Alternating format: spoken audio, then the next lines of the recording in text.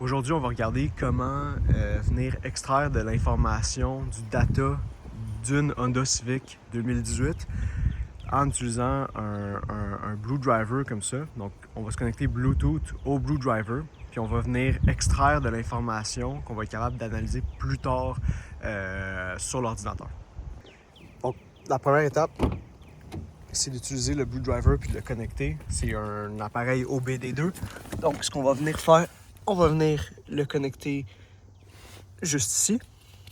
Donc, comme ça. Et voilà. La petite lumière bleue, c'est que c'est connecté. Maintenant, ce qu'on peut faire, c'est qu'on peut venir allumer le véhicule. Puis là, maintenant, ce qu'on va faire, on va aller sur l'application de Blue Driver. Donc, dans l'application, on va venir sélectionner tous les sensors disponibles.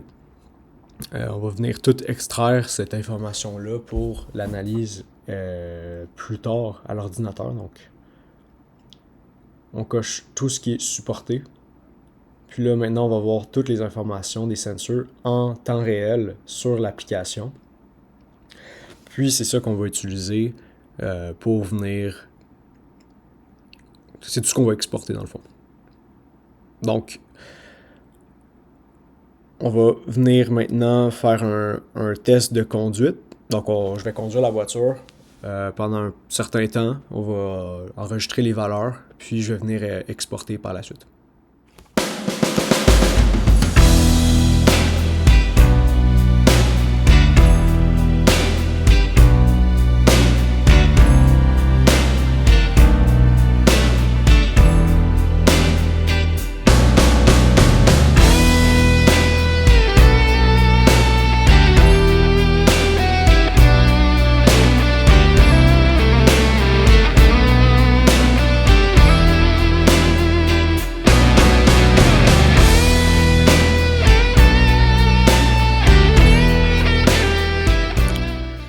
Donc, maintenant qu'on est sur l'ordi, on va vouloir venir regarder en fait toutes les données en fait qu'on a exportées du véhicule. Donc, on voit ici qu'on a à peu près un pas de temps de 2,3 secondes, puis qu'on a une donnée pour chacun des sensors à chacun de ces temps-là. Donc, ici, on a toutes les données qu'on avait sélectionnées tantôt. Puis, on va être capable de faire une analyse en fonction de ces données-là. Donc, je vais vous donner un exemple où on utiliserait Excel.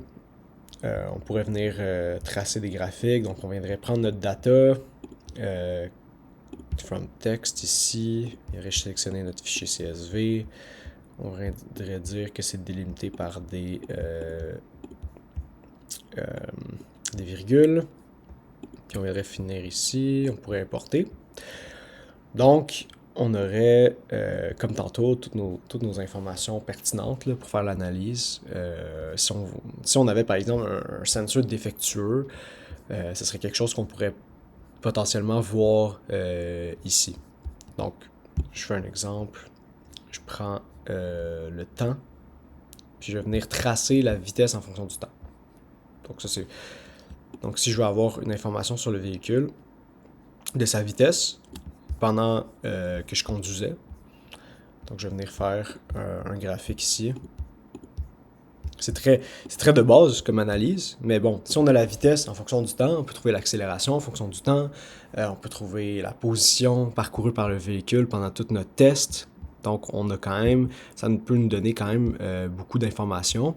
Puis, avec la vitesse, on peut aussi tracer, par exemple, on pourrait tracer le régime par minute. On pourrait mettre ça en fonction du temps aussi. On pourrait créer des corrélations entre certains sensors et d'autres. On pourrait entraîner un réseau de neurones sur ces données-là pour être capable de simuler comment un sensor réagit à un environnement de conduite. Donc, c'est quand même assez...